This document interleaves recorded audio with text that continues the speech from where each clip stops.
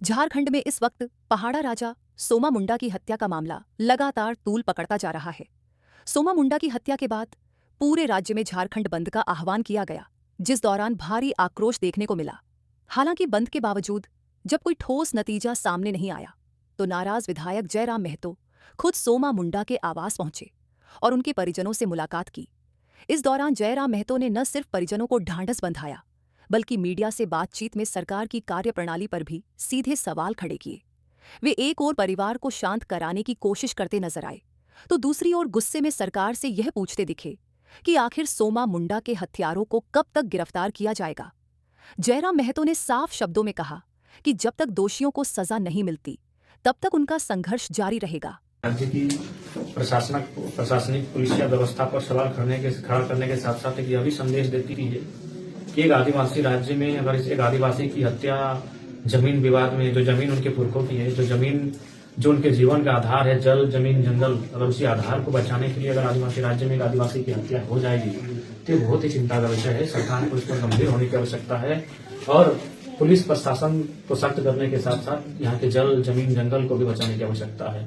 आज सोमा मुंडा अगर अकेले होते तो शायद हम कहते हैं कि चलिए एक एक्सीडेंटली है, रैंडमली है, लेकिन सोमा मुंडा से पहले सुभाष मुंडा, सोनू मुंडा, सुनील सोरेन, अनिल महतो, तारापद महतो, ऐसे अनगिनत नाम आ रहे हैं जिनमें जमीन विवाद में उनकी हत्याएं हो रही है। आदिवासी राज्य में आदिवासियों की हत्याएं लगातार हो रही है। मैंने हर महीने में कहिएगा तो 4 महीने में कहिए, 5 महीने में, ये साल भर में होते होते 3-4 वारदात ऐसी हो गई जहां जमीन विवाद में आदिवासियों को अपनी जान गंवानी पड़ी, मूलवासियों को अपनी जान गंवानी पड़ी।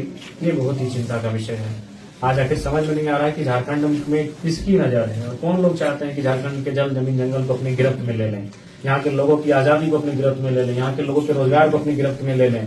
ये बिल्कुल चिंता का विषय है और निसंदेह एक विधायक होने के नाते, विधानसभा का राज्य की सर्वोच्च पंचायत का सदस्य होने के नाते मेरा कर्तव्य बनता है, मैं इस महत्वपूर्ण मुद्दे को अपने स्तर से आवाज उठाऊंगा, अपने स्तर से मैं इस लड़ाई लड़ूंगा और हमारे संगठन के साथी भी इस पर अपनी आवाज को, अपने संघर्ष को सदा। बिल्कुल जो आज घटना घटी है ये बिल्कुल निंदनीय है, इसकी हम लोग भर्त्सना करते हैं और आपके माध्यम से सरकार से मांग करते हैं कि असल दोषी गिरफ्त में हो, असल दोषी जो हैं उनको गिरफ्तार किया जाए। सर यहाँ पे वो पार्टी भी आपसे मिलने आए, परिजन जो, ये तो मैंने पहली बार हुआ है। मैंने अपने इस छोटे से जीवन काल में और विधायकी के छोटे से काल में, 1 वर्ष के काल में, मैंने कई हत्याओं को मैंने देखा, मैं वहां पर गया, लेकिन पहली बार देख रहे हैं कि जिनकी हत्या हुई और जिन लोगों की हत्या का आरोप लगा है वे लोग साथ बैठे हैं, बगल की कुर्सी में बैठे हैं। अनूमन ऐसा नहीं मैंने देखा है। अगर किसी की हत्या हुई है तो भाई उनमें कम से कम तो कुछ सालों तक 36 का आंकड़ा होता है, जानी दुश्मन बन जाते हैं। अगर अगला पक्ष को देखेंगे सामने तो हम खुद ही उसकी हत्या कर देंगे।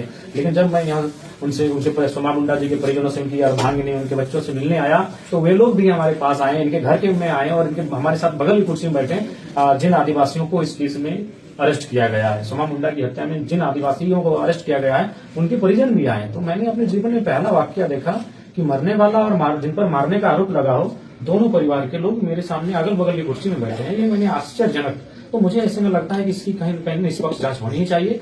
जो भी अगर जो असल दोषी हैं उन पर कानूनी कार्रवाई हो और किसी भी प्रकार से कोई बेगुनाह आदिवासी इस केस में पुलिस अपनी साख बचाने के लिए किसी बेगुनाह आदिवासी को गिरफ्तार न करे। लगातार सरकार के खिलाफ मुखरता से सवाल उठते रहे हैं, तो लॉ एंड ऑर्डर को लेकर के क्या कुछ कहेंगे आप? बिल्कुल, लॉ एंड ऑर्डर की जो व्यवस्था है वो किसी से नहीं छुपी है।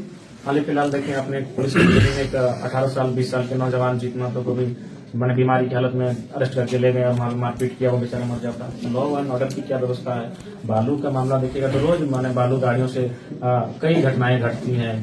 तो हमें लगता है कि जो विधि व्यवस्था है, अपराधियों को कहीं न कहीं खुला छूट जैसा अनुभव हो रहा है। तभी तो एक पढ़ा राजा को मारने की हिम्मत कर रहे हैं। पढ़ा राजा यानी 50 गाँव का मैंने एक सरदार होता है, 50 गाँव का हेडमैन होता है और अगर एक पढ़ा राजा के साथ अगर ये वारदात घटती है तो मुझे लगता है कि उनमें कहीं ना कहीं उनका मनोबल उनका ऊंचा होगा। उनकी मनोबल के अपने होने के कारण उन्होंने इस कुकृत्य को अंजाम दिया।